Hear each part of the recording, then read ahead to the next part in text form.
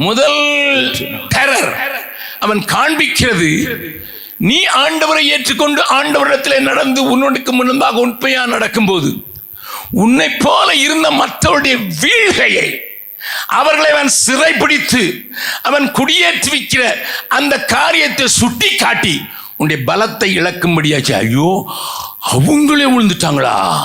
10 கோத்திரம் வச்சிருந்தவங்களே விழுந்துட்டாங்களா? நான் 2 கோத்திரத்துக்கு தான் ராஜா, 10 கோத்திரம் இருக்கிற ராஜாவையே அவன் சிறைப்பிடிச்சிட்டானா? உனக்குள்ள ஒரு பய உணர்ச்சியை சத்துரு போடுவதற்கு விழுந்து போனவர்களை உனக்கு அடையாளம் காட்டிக்கொண்டே இருக்கிறது சாத்தானுடைய முதல் தந்திரம். தம்பி, தங்கச்சி, ஆண்டவரை ஏற்றுக்கொண்டிருக்கிறது உண்மை என்றால் உனக்கு வருகிற ஒரு பெரிய சோதனை, உனக்கு முன்னதாக அநேக கொஞ்ச நாள் மழையில முளைக்கிற காளான்லாம் அப்படி கொஞ்ச நாள் இருக்கும், அதுக்கு பிறகு காணாம போயிடும்.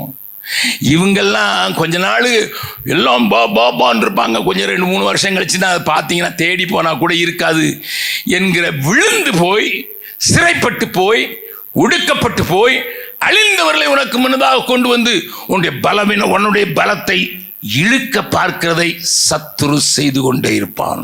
நான் பீகாருக்கு போன பின்னர் அந்த நாட்களில் சில சங்கங்கள் பீகாருக்கு மாத்திரமல்ல வட இந்தியாவில் பல இடங்களுக்கு அனுப்பப்பட்டார்கள். ஆனால் 75% 2 வருடம் கூட தாக்குப்பிடிக்காதபடி தமிழகத்துக்கு திரும்பி வந்ததை என்னை பார்க்கிறவர்களெல்லாம் சொல்லுவாங்க, ஜெபக்குமார், அவங்கள விட நீ ஒன்றும் சிறந்தவன் அல்ல, அவர்களை விட நீ விசேஷித்தமானவன் அல்ல, நீ இன்னும் மிஞ்சி போனா இன்னொரு வருஷம் தான் இருப்ப, கோ பேக்.